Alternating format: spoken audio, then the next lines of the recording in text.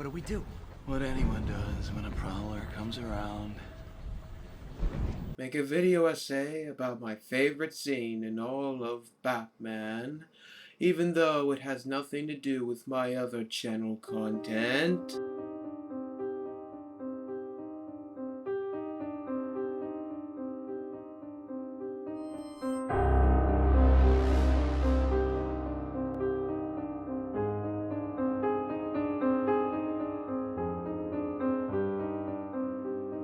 Hey guys, I know I normally don't do video essays and whatnot on this channel, but with the release of The Batman this March, and with me seeing it in a few days, I wanted to make this video essay to talk about the character that is Batman, because to me, the Batman is my favorite comic book superhero. I know I should stop calling him the Batman, he's just Batman. And I know that plenty of other YouTubers would be inclined to agree with me, like FilmSpeak.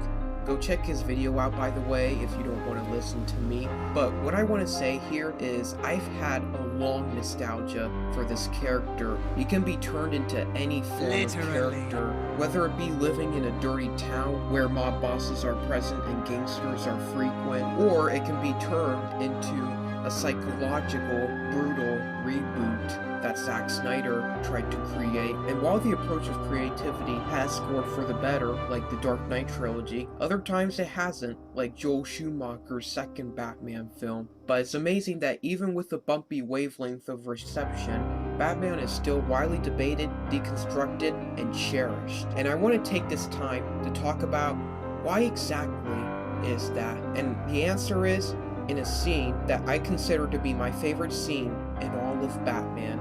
What is it? Well, that's what we're going to be looking at today as I write this video essay, even though I didn't prepare a script and I'm totally improvising my dialogue. But anyway, what is my favorite scene in all of Batman? Let's go! But before we dive into this improvised essay, I want to give some shout outs to a couple guys who helped me inspire the making of this video. Firstly, I want to give a shout out to FilmSpeak and The Original X, however you pronounce his name. Yeah, I want to give a shout out to those guys for helping me inspire the making of this video. So yeah, those are my shout outs. Now let's get into it. My bat choice was an odd one, but only odd when you don't think about it that much. Or at least I hope so by the end of the video. It was none other than the third pit escape attempt from The Dark Knight Rises. But before we inspect it, let's look at what happened under 2.5 minutes ago. Bane, who just suffocated and hung the special ops guys, the guys sent down to disarm the bomb Gotham was trapped with, was now gloating to Bruce in the pit, the lowest hell on all of Earth, where he was sent penniless, his back broken, his idol shattered, his butler gone, and worst of all, his one hope for enduring it all, Rachel, is lost. But should he have let it stop him? Before Alfred left, he told Bruce the truth. The letter she wrote saying she chose Harvey over him and that he burnt it in hopes to help him, only to leave emptiness inside him. We'll get back to the letter later, but Bruce, like he was when Alfred told him the truth, angry and thoughtless. As Blake describes earlier, Not a lot of people know what it feels like, do they? To be angry in your bones. and that was Batman's reliance on his second attempt, whereas his first attempt, after motivation from the late Ross, a slipped disc in place again, and his strength regained, he attempts to escape the pit with the same physiques as he had in any other mission. But it failed.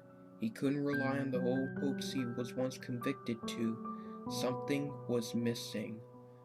This is indeed reminiscent of the escalation of destruction, death, and doom for Batman, and after he lived for 8 years under the pain of the previous events, he tried to use that pain, that anger to help him escape. I'm angry. But it fails again. Bruce had lived under the same trauma before when his parents were killed, and reached the point where he believed that his anger against the killer would heal his pain. But then, as he later realizes, it wouldn't, with Rachel's words, Your father would be ashamed of you. he soon realizes how much he has wasted, how much he could have done, but most importantly, how to fix it all. That's why after Bruce's anger willpower fails him, he remembers this. Then he wakes up. Has it been 20 hours or 20 days? A plot hole people find with this scene, even though before Lucius said, and it will go off in 23 days. so it could have taken him 3 days or 3 weeks to get back. He finally learns that what he needed was not a rope he fell from in the previous 2 movies, the rope of anger, the rope of love, but something stronger, something that helped him endure the years he spent in the pit, something that he fought while he was Batman. The fear of death. At this moment, Bruce learns that he didn't need to fear or to become fear to escape. He just needed to embrace it. He needed to drop the rope that kept failing him the day he fell into the Batcave, so with him finally ready, finally knowing he'll escape, he doesn't hesitate to show this. He packs up his belongings. Supplies for your journey. He turns down the rope. He takes his time, but most importantly, where in the first 2 attempts, he didn't seem to notice or care about the echoes of the other prisoners below. This time he does. It's not me. Rise. And when the bats fly out right before the jump, this seals my proof of my sayings of fear from earlier. Bruce doesn't cower, doesn't become fear to the bats. He just embraces it. He's ready. He's Batman. And he jumps.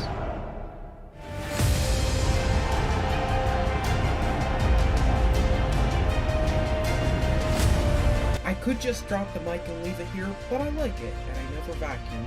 So Bruce can finally rise beyond his grief, anger, fear, and hopelessness. He can stop relying on the past and look at a new life.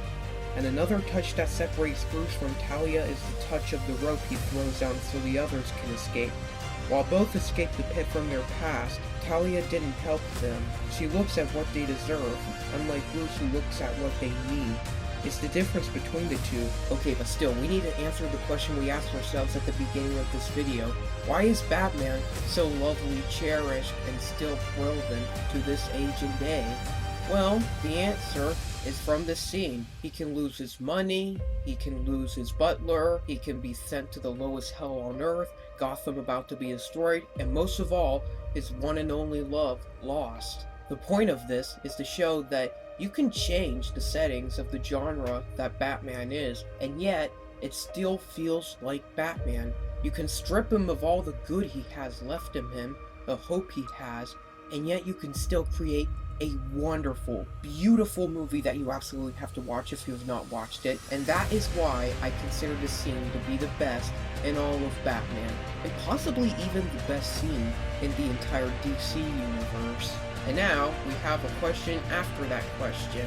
What was the hope that was remaining inside of him? The hope that was lost, but then he found again? Well, it comes from a line as well that I want to end this video off on, to show you that even in a film that's as generally forgotten and really, really underrated as The Dark Knight Rises, there is still plenty of room to be taught a lesson by a wise old man. Even a man doing something as simple and reassuring as putting a coat around a young boy's shoulders to let him know the world hadn't ended. Damn straight.